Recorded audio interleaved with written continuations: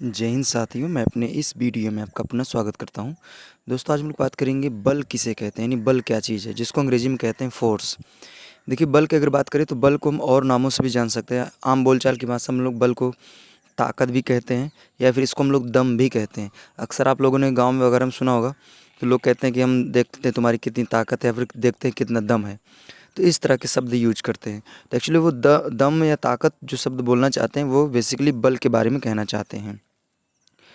और देखिए, जो बल होता है ये क्या करता है, वस्तु को या तो खींचने का काम करता है या तो उसको धकेलने का काम करता है। यानी कहने का मतलब ये है कि अगर हम किसी भी वस्तु को खींचते हैं या किसी भी वस्तु को धकेलते हैं तो वहाँ पे बल का यूज होता है। तो अगर हम इसकी परिभाषा की बात करें, बल की परिभाषा की, तो बल की परिभाषा ये है कि बल वह धक्का एवं खिंचाव है जो क्या करता है, किसी भी वस्तु की स्थिति में परिवर्तन करने का गुण रखता है। अर्थात कोई वस्तु अगर रुकी है तो उसको चला सकता है, और अगर कोई वस्तु चल रही है तो उसको रोक सकता है। उसी को हम लोग बल कहते हैं। एक तो ये परिभाषा हो सकती है। दूसरी तरीके से आप ये भी बता सकते हैं कि बल ऐसा कारण है या बल एक ऐसा वाह्य कारण है जो क्या कर सकता है, किसी भी वस्तु की स्थिति में परिवर्तन कर सकता है, अर्थात उसके स्थान में परिवर्तन कर सकता है। तो स्थान में जो परिवर्तन करेगा उसी को हम लोग कहेंगे बल। और बल बेसिकली यह एक सदिश राशि है और बल को हम लोग कैपिटल एफ से प्रदर्शित करते हैं। अगर बात करें इसके मात्रक की तो इसका मात्रक न्यूटन होता है। इसका एक मात्रक और होता है किलोग्राम मीटर बटे सेकंड स्क्वायर, ये भी होता है। अगर बात करें बल के प्रकार की तो बल, देखिए, अगर आप कक्षा 9 के स्टूडेंट हैं तो कक्षा 9 में बल जो है वो 2 प्रकार का दिया हुआ है। पहला नंबर है संतुलन बल और अगला है असंतुलन बल। अगर आप कक्षा 11 के स्टूडेंट हैं तो आपके कक्षा 11 में दिया है संपर्क बल और अगला नंबर है असंपर्क बल।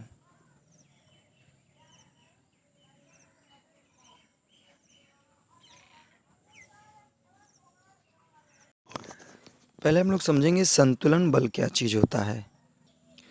देखिए, अगर हम बात करें संतुलन बल की परिभाषा की तो जैसे आपने कभी नोटिस किया होगा, जैसे सपोज दैट ये कोई वस्तु है और हम क्या करते हैं, इस पर जब बल लगाते हैं, अगर मान लीजिए यह वस्तु अपनी इस अवस्था को नहीं परिवर्तित की, अर्थात अपना स्थान नहीं बदली, तो इस पे जो हम बल लगाएंगे ऐसे बल को हम कहेंगे संतुलन बल। अर्थात कहने का ये है कि जब हम किसी वस्तु पर बल लगाते हैं तो वह वस्तु अपना स्थान नहीं बदलती है, अर्थात उसकी अवस्था में कोई परिवर्तन नहीं होता है, तो ऐसे बल को हम संतुलन बल कहते हैं।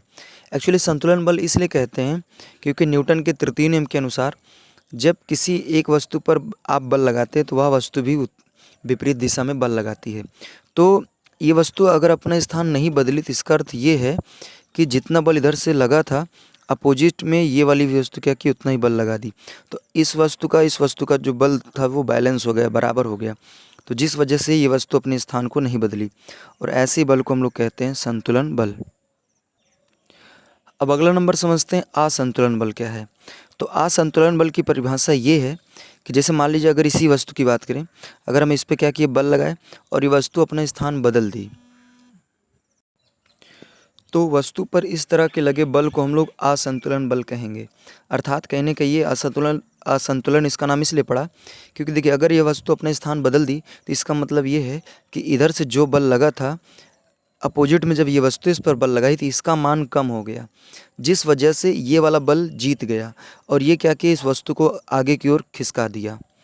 तो इनमें ये देखा गया कि इधर से जो बल लग रहा है और इधर से जो बल लग रहा है, दोनों बल में क्या हो गया, डिफरेंट हो गया, अर्थात कम ज़्यादा हो गया, जिस वजह से ये वस्तु आगे बढ़ गई। तो इनमें बल अनबैलेंस हुआ, इसलिए ऐसे बल को कहेंगे असंतुलन बल। तो ये दोनों बलों की परिभाषा सीधी सीधी आप बस ऐसे देंगे कि अगर वस्तु पर बल लगाएंगे, अगर वस्तु अपना स्थान नहीं बदलेगी तो ऐसे बल को संतुलन बल कहेंगे, और वस्तु अपना स्थान बदल देगी तो ऐसे बल को असंतुलन बल कहेंगे। अब अगला नंबर समझते हैं संपर्क बल क्या है और असंपर्क बल क्या है। देखिए, संपर्क यानी इस नाम से ही पता चल रहा है, संपर्क का अर्थ होता है टच करना या स्पर्श करना। तो संपर्क के बल की परिभाषा ये है कि जब कोई वस्तु पर बल उसे स्पर्श करके लगाया जाए तो ऐसे बल को हम संपर्क बल कहते हैं। अर्थात कहने का ये है कि जैसे मान लीजिए किसी वस्तु पे हमें बल लगाना है और इस वस्तु पे जो बल लगा रहे हैं वो वस्तु को टच करके हम लगा रहे हैं, यानी वस्तु को छू कर हम उस पर बल लगा रहे हैं, तो ऐसे बल को हम लोग कहते हैं संपर्क बल। अगर बात करें इसमें एग्जाम्पल की तो इसमें एग्जाम्पल में जैसे आ जाता है घर्षण बल, घर्षण बल हो गया, एक होता है श्यान बल, ठीक है। तो ये इसके कुछ ऐसे एग्जाम्पल हैं जो एक एग्जाम्पल और आप दे सकते हैं प्रतिक्रिया बल। तो ये 3 ऐसे एग्जाम्पल हैं जो संपर्क बल के कैटेगरी में आते हैं। देखिए अगर बात करें घर्षण बल की तो ये जो घर्षण बल होता है जब दो वस्तुएं आपस में टच करके रगड़ खाती हैं तो उस दौरान एक बल उत्पन्न होता है जिसको हम लोग घर्षण बल कहते हैं।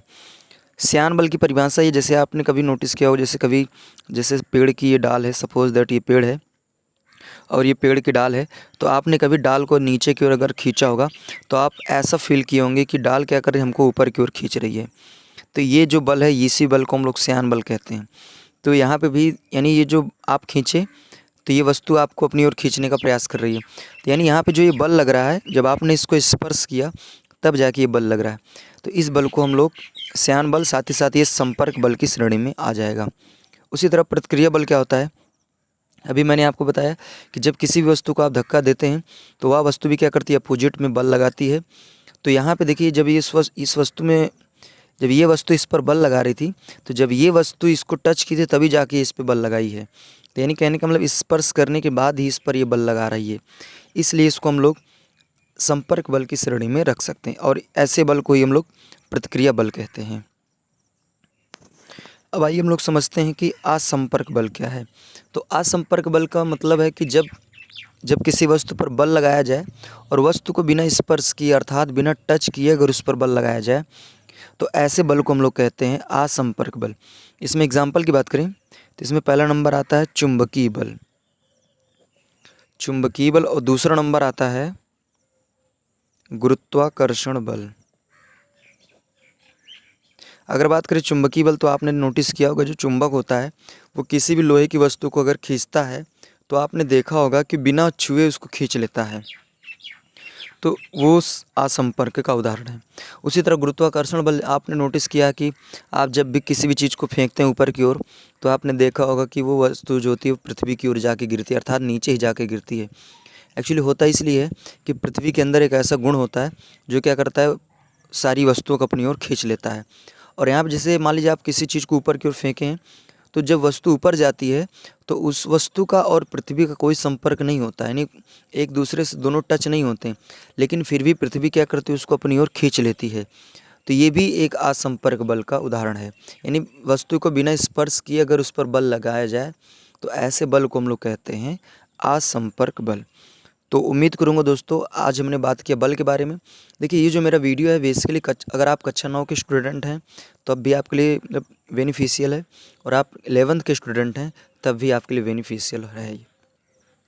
तो उम्मीद करूँगा दोस्तों ये दोनों बातें यानी संपर्क बल, ये वाली संतुलन असंतुलन और संपर्क असंपर्क दोनों बातें आपको समझ में आ गई होगी। तो दोस्तों आप हमको इंस्टाग्राम और फेसबुक में फॉलो कर सकते हैं, लिंक जो है हमने डिस्क्रिप्शन बॉक्स में दे रखा है, वहाँ पे जाके फॉलो कर सकते हैं। अब हमें दोस्तों दीजिए इजाज़त, इसी तरह मिलेंगे हम लोग अगली वीडियो में, तब तक के लिए जय हिंद, वंदे मातरम।